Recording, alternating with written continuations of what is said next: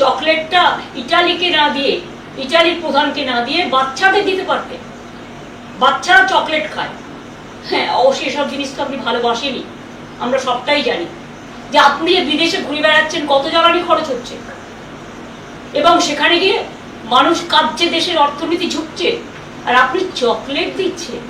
চকলেটটা ইটালিকে না দিয়ে, ইটালির প্রধানকে না দিয়ে বাচ্চাদের দিতে পারতেন। বাচ্চারা চকলেট খায়। হ্যাঁ, অবশ্যই এসব জিনিস তো আপনি ভালোবাসেনি, আমরা সবটাই জানি। কিন্তু আমরা কোনোদিনও পার্সোনাল ব্যাপারে যাইনি, তাই পার্সোনাল ব্যাপারে অ্যাটাক করিনি। এটা কোনো রাজনৈতিক সৌজন্যতা নয়, কারণ আপনাদের দল কাপুরুষতার দল, আর আমাদের দল বাংলার সংস্কৃতি মেনে সম্প্রীতির দল। আজকে আপনারা কখনো মাইনরিটিসদের সব ফান্ড বন্ধ করে দিয়েছেন, যেমন ইমাম ভাতা বন্ধ করেছেন, পুরোহিত ভাতা বন্ধ করেছেন। তারা ভাতাটা ধর্মের জন্য পেত না, বুঝে রাখুন। আমরা যখন ক্ষমতা এসছিলাম, জেনে রাখুন, তখন একটা পোলিও কেস হয়েছিল হাওড়ায়, এবং সেই জন্য ভারতবর্ষ রেড লিস্টেড হয়ে গেছিল, ব্ল্যাক লিস্টেড হয়ে গেছিল। তারপরে সমস্ত সমাজকে বোঝানোর জন্য তাদের মানুষকে সচেতনতার কাজ করানো হতো, যে আপনি পোলিও ভ্যাকসিনটা নিন, আপনি বাচ্চাদের ভ্যাকসিনটা দিন, আপনি ইনস্টিটিউশন ডেলিভারিতে আসুন, আপনাদের ছেলেমেয়েরা পড়াশোনায় এগিয়ে যাক, শিক্ষার মান উন্নত। এই জন্য করা হয়েছিল, সোশ্যাল ওয়ার্কে তাদের কাজ করানোর জন্য। আর মনে রাখবেন, কেউ আপনাদের উপর নির্ভর করে চলে না।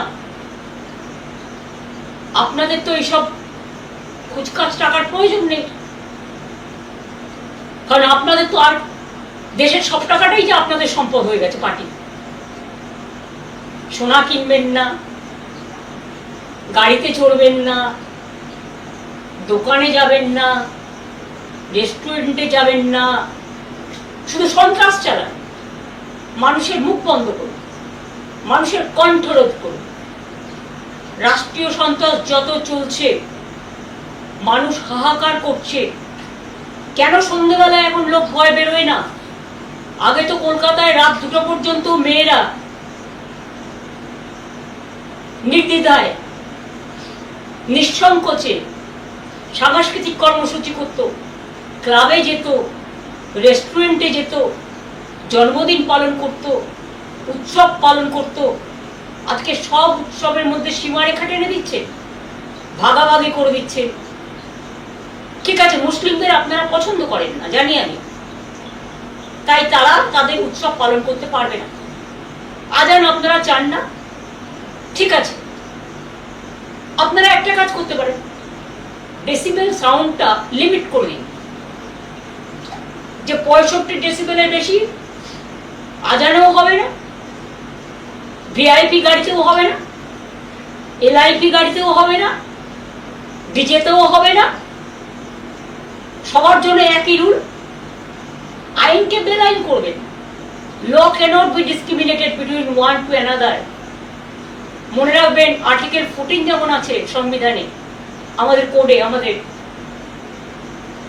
লয়ে আর্টিকেল 19 আছে, আর্টিকেল 21 আছে। একবার পড়ে দেখেছেন আইনগুলো কি বলে? আপনার কারো অধিকার কারবার অধিকার আপনার কেউ দেয়নি। দেশ চলে গণতন্ত্র মেনে, সংবিধান মেনে।